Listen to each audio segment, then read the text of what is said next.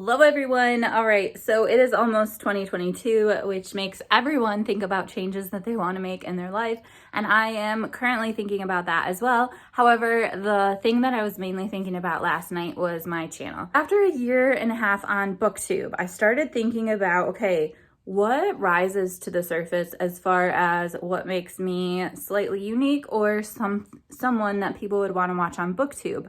And when I think about myself and what makes me different and what people seem to appreciate, not like I'm trying to brag or anything, but people seem to really like my vlogs, and also those are my favorite things in the world to make. And a lot of times those deal with nature. And so I was lucky enough to get a job as a naturalist this year. I also plan to do 1,000 hours outside during 2022, which is going to be so difficult. I'm going to need so much support from you guys.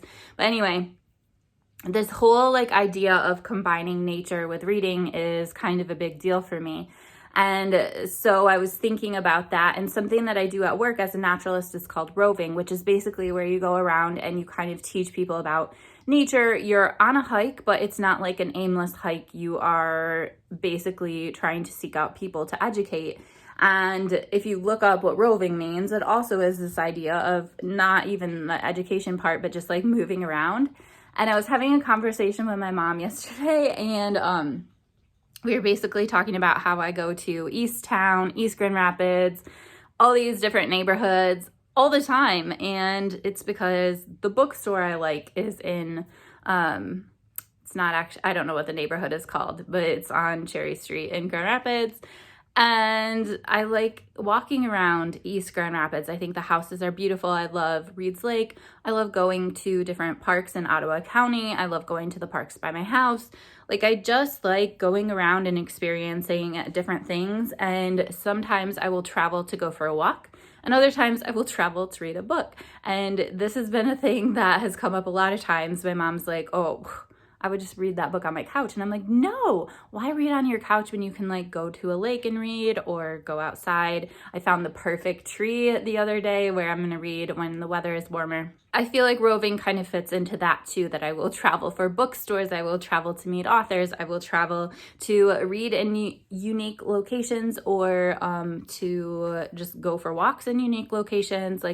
I'm very interested in just exploring. The other thing that I want to talk to you about, which is more of a personal change, not so much a channel change, is yesterday I was basically having a book hangover where I had read so many so good books in a row, and I had just finished one, and I tried to pick up another book to read, and I could not find something that sunk in and hit me where I needed to be hit and all this sort of stuff. So I started this book about Mars. It was really annoying me because there was a lot of anti-Arab sort of stuff going on, and that's probably just that one character is supposed to be an asshole, but I could not handle it.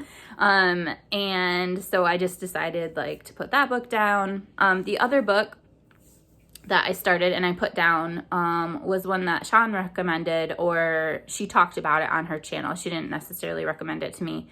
And again, it's just that I think it was the wrong timing for that book. It's not necessarily that I don't think I would like it if I tried it again. I'll put the picture up here as well. I went through 3 different books and I was not feeling any of them. So normally what I would do with that is I would put them back on my shelf, and I would try them again another time. And that is completely something that could totally happen. I could read those books again at a different time and they would hit the spot. You just have to be in the right mood, the right time of your life, blah, blah, blah, all this stuff. But you know what? If I'm in the mood for them again, I can get them from the library. I can buy them again. They're not anything that's going to go out of print, and if they did, it's not anything that my life would be devastated if they went out of print. So I am going to sell them back to my local used bookstore. I'm also willing to ship them if anyone is interested in any of these. Yeah, I think that's going to be a new change for me. If I try a book and I'm not into it, I don't need to keep it around trying to wait for the perfect time when it will speak to me again, because it already has that weird feeling of oh, I tried this before, I couldn't get into it. and then it's taking up space when I'm trying to read lots of books that I already own this year. So that is another change that I'm going to be making. If I try it, I don't like it, moving on. Now, with that being said, let me quickly show you the book that I finally found that is like hitting the perfect spot. It is so amazing. It will definitely be 5 stars, probably on the top of my list. I don't know, we'll see. The book that I started last night was Thick and Other Essays by Tressie, McMillan, Cottom, and this book, I've already read the first essay twice. So I feel like even though it's short, it's gonna take me a while to get through. I can also do absolutely no justice to this book by reviewing it, but I thought I would just quickly talk about the first essay in here. Basically, the author is a sociologist, and so she's kind of talking a little bit about her life before she begins this book. And she says, being too much of one thing and not enough of another had been a recurring theme in my life. And I so connect with that, with people always saying you're too much or too little or whatever. And then she talks about, and the author is Black, so a lot of this is very powerful stuff that she's talking about. She said she was too much for white teachers and white classroom and white study groups and white Girl Scout troops and so on. She was talking about as an adult, she's still too much. Her editor, I believe, told her that she was too readable to be academic, too deep to be popular, which is basically why, for those first 2 things are why I love it so much. So let's start over. Too readable to be academic, too deep to be popular, too country Black to be literary, and too naive to show the rigor of my thinking in the complexity of my prose. She's transitioning through a lot of themes in this essay, and she's talking about there's not just one Black woman experience. And I think that's important, that we're never putting people into boxes. We're recognizing where they come from and their culture and all that stuff. But at the same time, every person is a unique individual. I thought this was really interesting, talking about the different genres that become popular. And like when you think about BookTube, what rises to the surface? What do you see reviewed over and over and over again? And she is talking about Gia Tolentino, who I know is super well known. I think she wrote Trick Mirror or something like that. But basically she's talking about the first person essay and how the genre has been, this is the author speaking, not Gia, sorry. The genre has become identified with so many people and things that our culture loves to hate: women, people of color, queer people, young people, and the internet.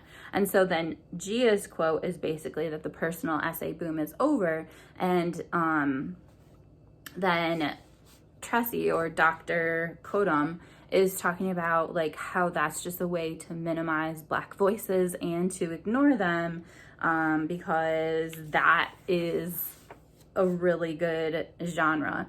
She says we weren't killing the personal essay so much as we were killing those who used the personal essay to become a problem. The personal essay had become the way that Black women writers claim legitimacy in a public discourse that defines itself, in part, by how well it excludes Black women.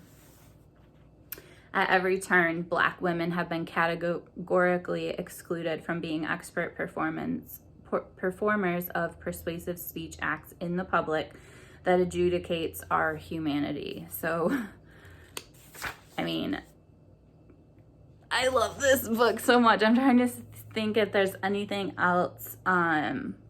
Oh, she talks again about this thing I've heard often where if you are Black, you don't just have to be good, you have to be better than the best. And she said that we are, it could be argued, professionals. This was something that I think is really important for me to bring up in a workplace. But she basically had this woman come up to her and be like, stop writing so much, they're using you. And you know, poor Dr. Cottom was just like she felt like she was getting her voice out and being heard and being successful and stuff like that. And she was kind of offended. But then it kind of made sense to her, actually. And so this is something this is probably the part of the essay that spoke to me the most. Legacy media and white-owned digital media platforms made more money from Black women's personal essays than any Black woman I know has ever made from publishing them. And she goes on to say that they were using her to darken their web hits without darkening their staff. So when white booktubers read Black books, we are often criticized, which is fine. Criticize me all you want, because I have a lot of learning and growing to do, but we're often criticized by attempting to be woke and attempting to like gain popularity because we are liberal and progressive and inclusive, and like we're falling into the space that's popular right now.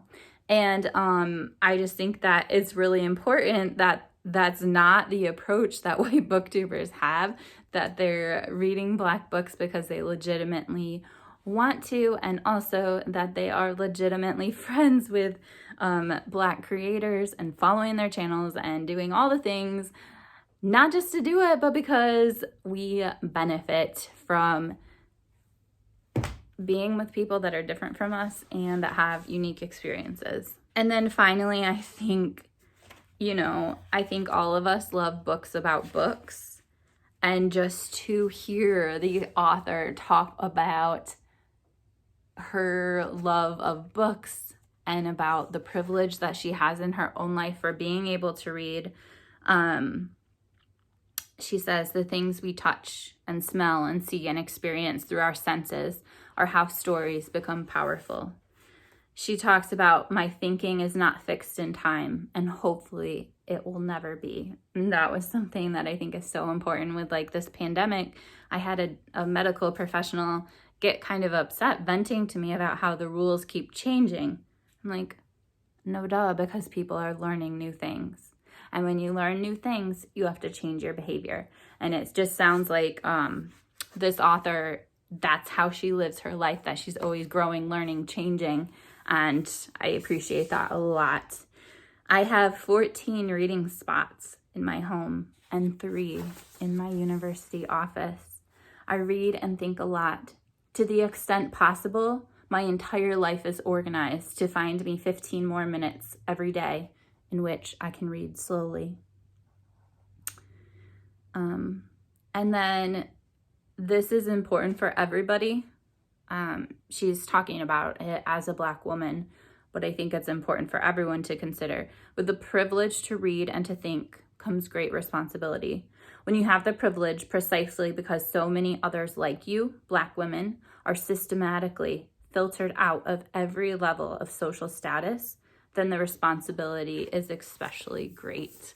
So guys, I'm only one essay in, but this book is so good, and I'm so glad I found it, and I'm so glad that I went through all those other duds, because I would not have found this book at that moment. And yeah, this is a really, really good one to read. I highly, highly recommend it. I will give you a full review later when I've read more than the first essay 2 times.